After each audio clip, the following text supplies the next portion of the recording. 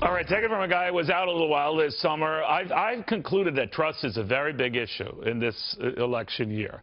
The Republican side really doesn't trust the Democratic side. The Democratic side doesn't trust the Republican side. And each side tends to fuel the argument by their unwillingness to volunteer information or consistent information, whether it's Donald Trump with his tax returns, so say Democrats, or Hillary Clinton with her health record, so say Republicans.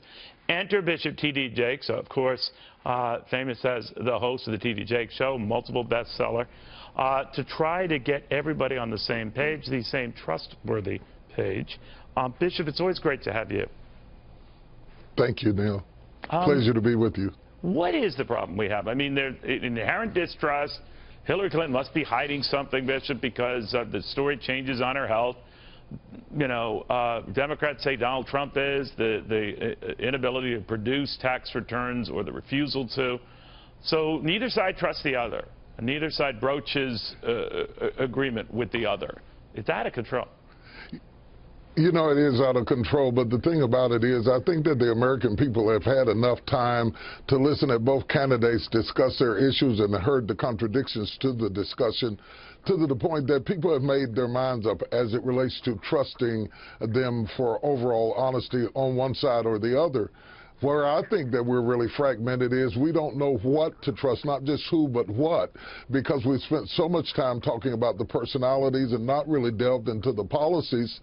I really would like to get away from the fringes of their larger-than-life personalities and get down to exactly what they are going to do specifically. We're getting some of it, but we're not really getting enough of it. And those of us who understand that we need a leadership that is prepared to deal with the kinds of crises that we just memorialized on 9/11, we really want to be able to understand what are their policies, what are their leadership skills, and it's specifically what level of experience they bring to the table. And I think experience does count in this issue.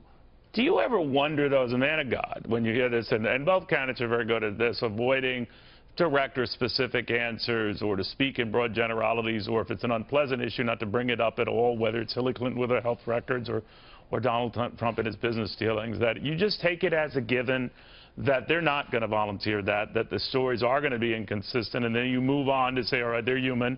We all do this sort of thing. We all try to protect ourselves. We all have cover for ourselves. So you move on from that.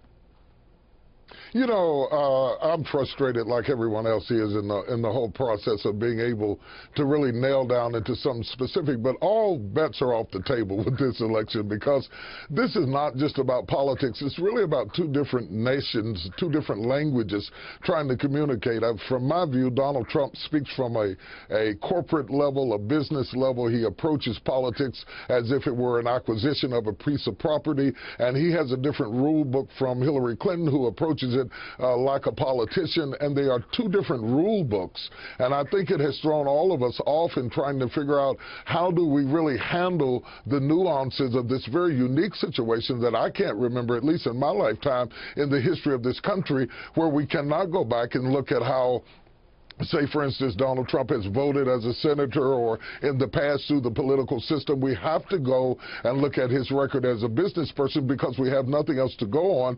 And then to look at Hillary and to look at her background and how consistent she is on certain issues and inconsistent on others.